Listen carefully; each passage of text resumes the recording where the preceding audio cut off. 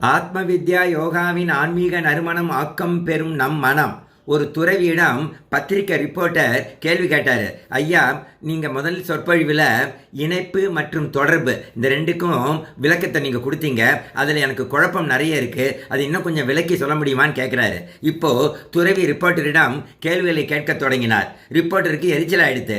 இவர் விஷயத்தை திசை திருப்பறதுக்கு அவர் என்ன கேள்வி கேட்க ஆரம்பிச்சிட்டாரேன்னு நினச்சாரு. இருந்தாலும் துறவி கேட்கறதுக்கு பதிலை சொல்ல ஆரம்பித்தார். துறவி கேட்குறாரு, வீட்டில் யாரெல்லாம் இருக்கிறீர்கள்?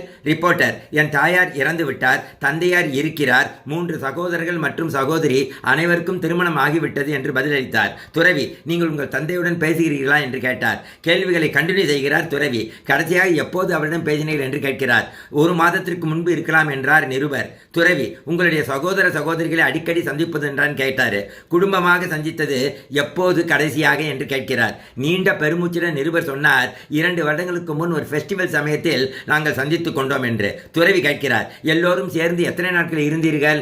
3 நாட்கள் என்றார் நிருபர். உங்களுடைய அப்பாவின் அருகில் அமர்ந்து அவரோடு எவ்வளவு நேரம் கழித்தீர்கள் என்றார் துறவி. இப்போது நிருபர் பதட்டத்துடன் சங்கடத்துடன் அமைதியாக இருந்தார். Guilty feeling. துறவி கேட்கிறார், எல்லோரும் ஒன்றாக அமர்ந்து காலை உணவு, மதிய உணவு அல்லது இரவு உணவை சாப்பிட்டீர்களா? துறவி தொடர்ந்து கேள்விகளை இப்படி கேட்கிறார். அம்மா இறந்த பிறகு நாட்களை எப்படி கழிக்கிறீர்கள் என்று அப்பாவிடம் கேள்வி கேட்டீர்களா என்று கேட்கிறார். இப்போது நிருபர் கண்களில் இருந்து கண்ணீர் துளிகள் கீழே விழத் தொடங்கியது. துறவி அந்த நிருபரின் கைகளை பிடித்துக்கொண்டு, சங்கடப்படாதீர்கள், மனம் உடைந்து போகாதீர்கள், தெரியாமல் உங்கள் மனதை நான் புண்படுத்தி இருந்தால் என்னை மன்னித்து விடுங்கள். ஆனால் இதுதான் நீங்கள் தொடர்பு மற்றும் இணைப்பு பற்றி கேட்ட கேள்விக்கான பதில்னார். நீங்கள் உங்களுடைய அப்பாவுடன் தொடர்பில் இருக்கிறீர்கள், ஆனால் அவரோடு இணைப்பில் இல்லை. நீங்கள் அவரோடு இணைக்கப்படவில்லை. இணைப்பு என்பது இதயத்துக்கும் இடையே இருப்பது. ஒன்றாய் அமர்ந்து உணவை பகிர்ந்து ஒருவர் மீது ஒருவர் அக்கறை கொண்டு தொட்டுக்கொண்டு கைகுலுக்கி கண்களை நேருக்கு நேர் பார்த்து ஒன்றாய் சேர்ந்து நேரத்தை செலவிடுவதுதான் கனெக்ஷன், இணைப்பு. நீங்கள் உங்கள் சகோதர சகோதரிகளுடன் தொடர்பில் இருக்கிறீர்கள், கான்டாக்டில், ஆனால் இணைப்பில் இல்லை.